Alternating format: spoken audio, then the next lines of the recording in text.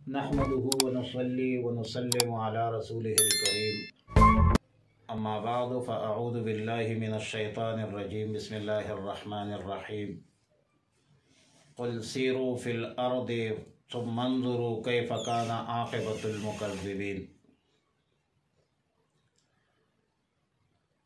قل سيروا في الارض کہہ دیجئے کہ چلو زمین پر ثم انظروا پھر دیکھ لو کیف کان عاقبۃ المکذبین کیا انجام ہوا جھٹلانے والوں کا قل لمن ما فی السماوات والارض آپ فرما دیجئے کہ کس کی ملکیت ہے جو کچھ آسمانوں میں ہے اور زمین میں ہے قل للہ آپ فرما دیجئے کہ سب اللہ ہی کی ہے کتب علی نفسہ الرحمۃ لکھا ہے اللہ نے اپنے ذمہ مہربانی لَيَجْمَعَنَّكُمْ إِلَى يَوْمِ الْقِيَامَةِ لَا رَيْبَ فِيهِ تم کو ضرور اکٹھا کر دے گا قیامت کے دن لا ریب فیہ جس میں کوئی شک نہیں الذین خسروا انفسهم فهم لا یؤمنون جن لوگوں نے اپنے جانوں کو نقصان میں ڈالا ہے وہ ایمان نہیں لائیں گے وَلَهُ مَا سَكَنَ فِي اللَّيْلِ وَالنَّهَارِ اور اللہ ہی کے لیے ہے جو ساکن ہے آرام پکڑتا ہے رات کو اور دن میں وَهُوَ السَّمِيعُ الْعَلِيمُ اور وہ سب کچھ سننے والا اور جاننے والا ہے قُلْ أَغَيْرَ اللَّهِ أَتَّخِذُ وَلِيًّا آپ فرما دیجئے کہ کیا میں کسی اور کو اپنا مددگار بناؤں فاطر السماوات والارض جو بنانے والا ہے آسمانوں کا اور زمین کا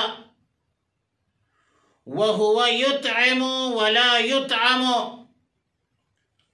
اور وہ سب کو کھلاتا ہے اور اس کو کوئی نہیں کھلاتا قُلْ إِنِّي أُمِرْتُ أَنْ أَكُونَ أَوَّلَ مَنْ أَسْلَمَ آپ فرما دیجئے کہ مجھے بلا شبہ حکم ہوا ہے کہ میں سب سے پہلے فرمان بردار بن جاؤں سب سے پہلے اللہ کا حکم مانو وَلَا تَكُونَنَّ مِنَ الْمُشْرِكِينَ اور آپ ہرگز نہ ہو شرک کرنے والوں میں سے آیات مذکورہ آیات نمبر 11 سورہ مائدہ اس میں معاندین اور مکذبین کو مزید تنبیہ کر دی کہ جاؤ زمین پر چلو دیکھ لو کہ کیا انجام ہوا جھٹلانے والوں کا اور کیسا انجام ہوا ان مکذبین کا اور ان سے عبرت حاصل کرو ان مکذبین کے عمارات اور کندرات کو دیکھ لیجئے ان کے ہلاکت تباہی اور بربادی سے سبق حاصل کرو لہذا کتاب اللہ اور رسول اللہ صلی اللہ علیہ وسلم کی مخالفت چھوڑ دو۔ حسد، بغض، عناد کو ترک کر کے دین اسلام کو تسلیم کرو، اللہ اور رسول کے فرمان بردار بن جاؤ۔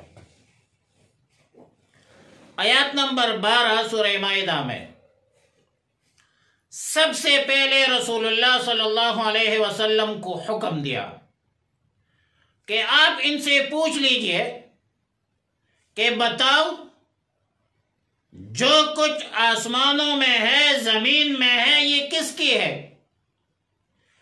کس کی مخلوق ہے؟ کس کی ملکیت ہے؟ کس کے تصرف میں ہے؟ کس کے قبضے قدرت میں ہے؟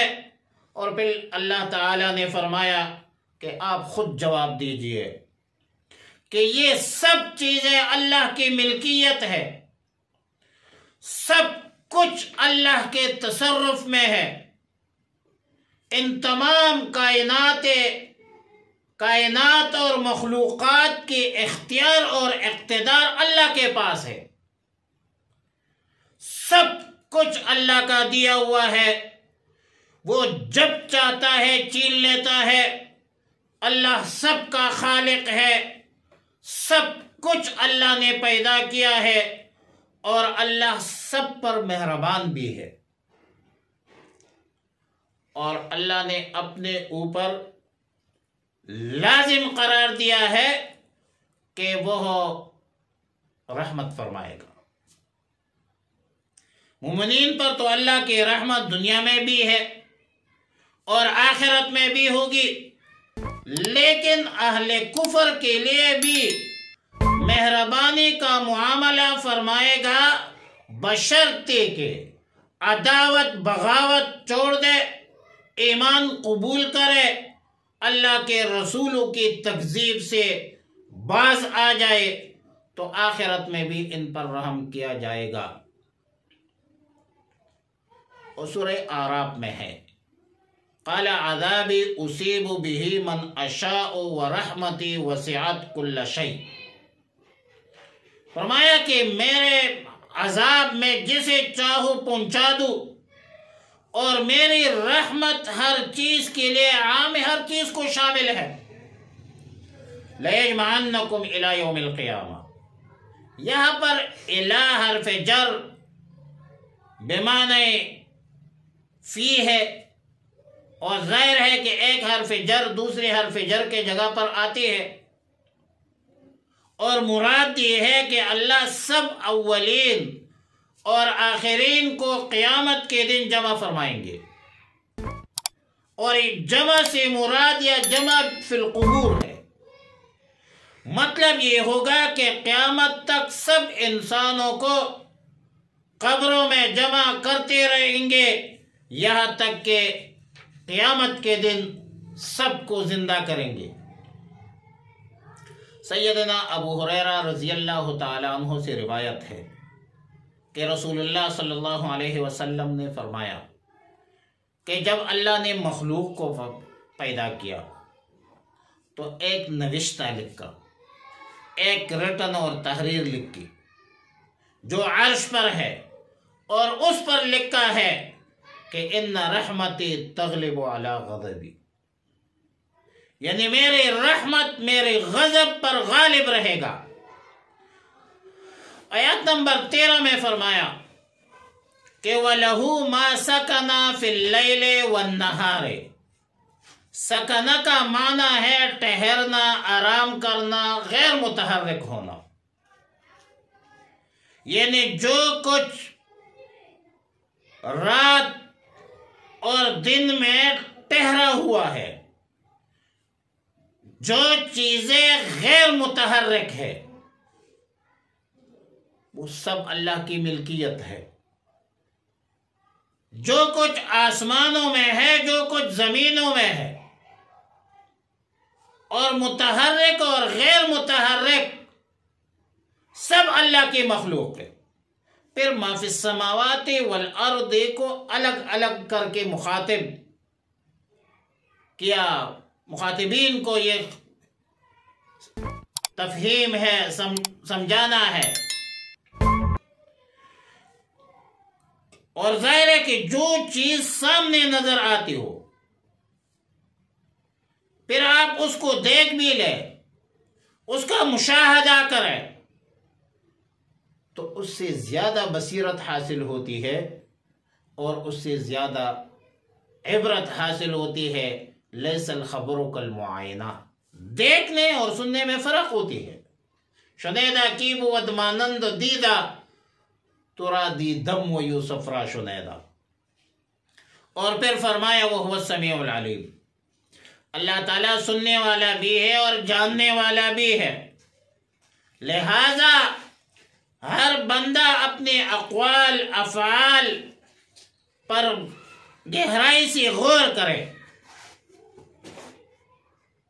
قول پہلے تولو پھر بولو، اور فعل پہلے جانچ لو، معلوم کرو کہ میں کر رہا ہوں غلط ہے یا درست ہے۔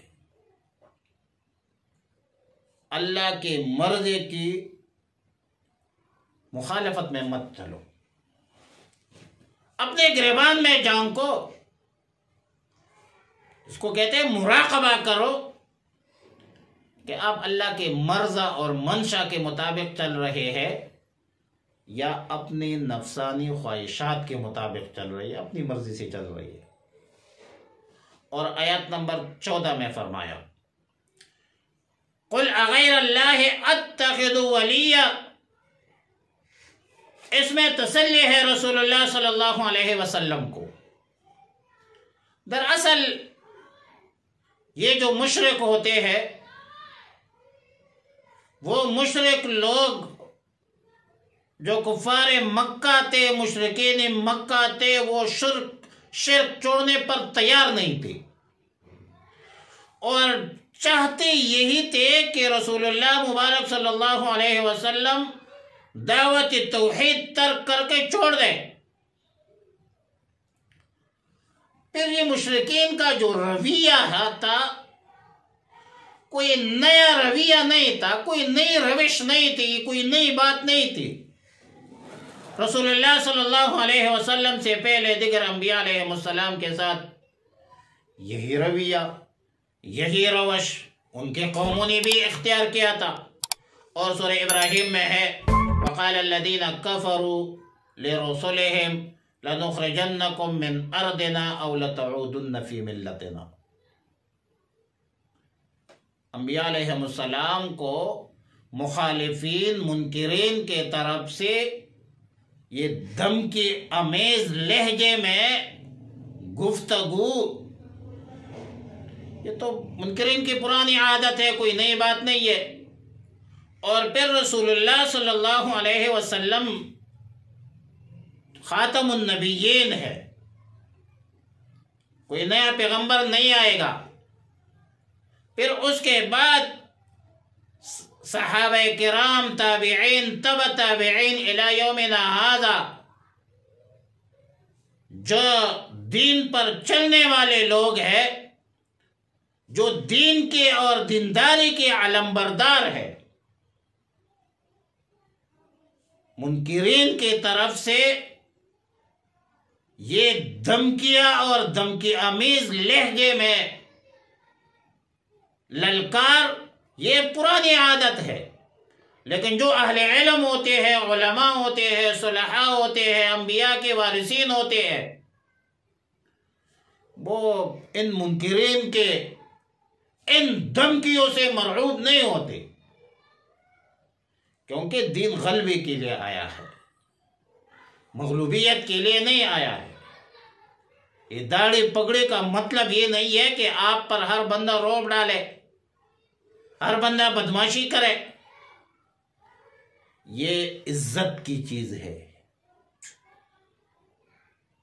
یہ روب ڈالنے کے لیے ہے اور مرعوب ہونے کے لیے نہیں ہے۔ تو رسول اللہ صلی اللہ علیہ وسلم کو یہ حکم ہوا کہ آپ مشرکین سے کہہ دیں کہ کیا میں اللہ کے سوا کسی اور کو ولی بنا لوں؟ یہ کیسے ہو سکتا ہے کہ اللہ تعالیٰ نے آسمانوں کو زمینوں کو پیدا کیا ہے، زمین و آسمانوں کا مالک ہے، خالق ہے، رازق ہے، سب کو کھلاتا ہے، اللہ کو کوئی نہیں کھلاتا۔ اور جو لا کہا وہ لا ہوا، جو لا بھی اس میں لا ہوا، جز لا ہوا، کل لا ہوا، پھر کیا ہوا؟ اللہ ہوا۔ تنبیہ ہے مشرکین کو کہ بلکہ مشرکین کی بے وقوفی پر تنبیہ ہے کہ تم ایک ایسی چیز کی عبادت کرتے ہو جو مخلوق ہے، جبکہ اللہ رب العالمین خالق ہے، اللہ رازق ہے، اللہ مالک ہے۔ تم مالک کو چھوڑ کر مملوک کے پیچھے پڑ گئے ہو، اور کائنات اور مخلوقات میں ہر چیز کا خالق رازق اللہ ہی ہے۔ پورے کائنات کو، پورے مخلوقات کو اللہ ہی نے پیدا کیا ہے، اور پورے کائنات اور مخلوقات کو کھلاتا بھی ہے، رزق بھی دیتا ہے۔ پورے کائنات اور مخلوقات خلقت میں، رزق میں اللہ کے محتاج ہے، اللہ کسی کا محتاج نہیں ہے۔ معبود، مسجود، مقصود وہ ہوگا جو کسی کا محتاج نہ ہو، جو غنی ہو، اور صرف اللہ کی ذات ہے۔ اللہ کے بغیر پوری کائنات اور پوری مخلوقات غیر ہے، اللہ کے بغیر سب کچھ غیر ہے، اللہ کے بغیر سب کچھ محتاج ہے، اور اللہ کسی کا محتاج نہیں ہے۔ اللہ کسی کی حمد و ثنا کا بھی محتاج نہیں ہے۔ اگر کوئی حمد و ثنا نہ کرے، اللہ کی ذکر نہ کرے، اللہ کی الوہیت پر کوئی فرق نہیں پڑتا، نقصان ان کا ہے جن کا دل مردہ ہو رہا ہے ذکر نہ کرنے سے۔ اللہ کے بغیر جتنی بھی غیر ہے وہ الہ نہیں ہے، معبود نہیں ہے، مقصود نہیں ہے، عبادت کے لائق نہیں ہے۔ لا الہ مجھے ہے حکم ازا، لا الہ الا اللہ۔ بہار ہو کے خزاں، لا الہ الا اللہ۔ اور پھر فرمایا انی امرت ان اکون اول من اسلم۔ آپ فرما دیجئے مجھے حکم دیا گیا ہے، امرت، مجھے ہے حکم ازا لا الہ الا اللہ، کہ میں اپنے رب کا فرمان بردار بن جاؤں اور دل و جان سے اللہ کے احکامات پر عمل کروں، ہر وقت کروں، ہر لمحہ کروں، ہر لحظہ کروں، ہر آن اور ہر گھڑی اللہ کی فرمان برداری میں گزارو۔ اور پھر فرمایا وَلَا تَكُونَنَّ مِنَ الْمُشْرِكِينَ، آپ ہرگز مشرکین میں سے مت ہو جاؤ،